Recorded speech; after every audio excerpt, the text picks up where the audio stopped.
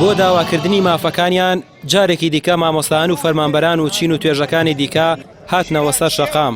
خۆپشاندانەکەیان ئەم جارە لە بەردەم باخی گشتیەوە دەست پێ کرد و دواتر بەرەو سەرای ئازادی بەڕێکەوتن. لە شەقامی مەولەوی لەلایەن هێزە ئەمنیەکانەوە ڕێگریان لێکرا و گازی فرمێسکرێژ بەرامبەریان بەکارهێنرا. بەهۆی گازەکەەوە چەند کەسێک لە خۆپشاندەران و میدیاکاران بە قورسی تووشی تەنگە نەفەسی بوون و ڕەوانەی نەخۆشخانەکران. بەڵام دواتر نەیانتوانی بەر بە ڕۆیشتنی خۆپشاندەران بۆ سەرای ئازادی بگرن. ئەنجومەنی مامۆستایانی ناڕازی درێژەدان بە خۆپشاندان لە بەیاننامەیەکدا دووپات دەکەنەوە. ئەو کەم تەرخەمی و نەزانی و لێ نەهاتوویەی دەسەڵاتداران هەرێمی کوردستانی بە ئەم ڕۆگەیاند کە دەبینین حکوومەتی هەرێمی کوردستان لە تەواوی سێکتەرەکانی بەڕێوەبردن و حکومڕانیدا شکستی هێناوە و ژیان و گوزەرانی وڵاتیان ڕۆژ لە دوای ڕۆژ خراپتر دەبێت. بۆیە لێرەوە ڕای دەگەێنین حکوومەتێک لە ئاست سێکتەرەکانیدا شکستی هێنابێ و لە ساڵێکدا تەنها 4 موشە بدات بە موچەخۆرانی شایستەی حکومڕانی نییە و پێویستە هەڵوەشێتەوە و لە جێی ئەو حکوومەتێک پێک بێنرێت کە گوێ لە داواکاری هاوڵاتیانی بگرێ و توانا و شارەزایی لە شارەسەری کێشەکاندا ئەبێت. بەردەوامیە بێ حتا ستەم بەردەوام بێ ناڕەزایەتەکان بەردەوامە بێ.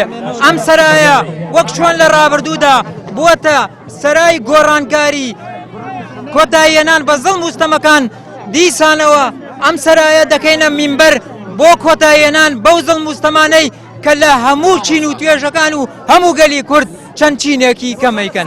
بێزارن ئەم گەنجولاوە ڕەخساندنی کار قوڕی پیادراوە زۆربەیان دەرچووی زانکۆ و پەیمانگەکانە سوودی نەماوە بڕوانامە لەم کوردستانە چونکە کارکردن چونکە ڕەخساندن بۆ نەزانانە بۆ کوڕی بەرپرس و سەرکردانە.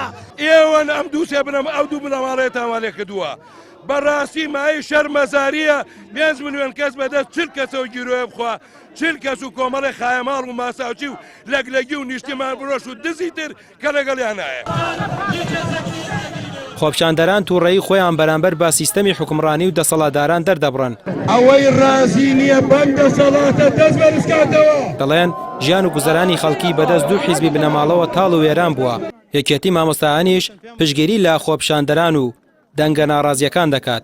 من وەکو جێگری سەرۆکی یەکێتی مامۆستایان بە هەموو هێز و توانانەمانەوە پێویستە پشتیوانی خۆپشاندەران کەینەوە. ئەمە کە ئەمڕۆ خۆپشاندانە کەمترین ئەرکە کە ئێمە جێبەجێکەین بەرامبەر ئەو دەسەڵاتەی کە ناعەدالەتی ئەکا بەرامبەر خەڵکەکەی بەرامبەر موسێکخۆرانی خۆی. بەڵام وەکو ئینسان ئەبێ بۆ داوای حەقی خۆی لە مردن نەترسێ ئەبێ ئینسان کەرامەتی هەبێ. ئێمە بۆ کەرامەتی خۆمان ناتوین کەرامەتمان شکاوە لەنان ئەم بزانەوە لیان قوبڵ ناکەین بە هیچ شێوەیەک هەر مردنیە خەرزارین سوپاس بۆ خۆ بابێ. خۆپشاندەران و ئەنجومەنی مامۆستایانی ناڕازی بڕیاریان داوە سبەی بگەڕێنەوە سەرای ئازادی و درێژە بە خۆپشاندان بدەن.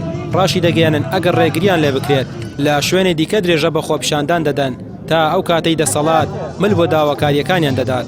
ڕامێر عوسمان، کەناڵی پێام، سلێمانی.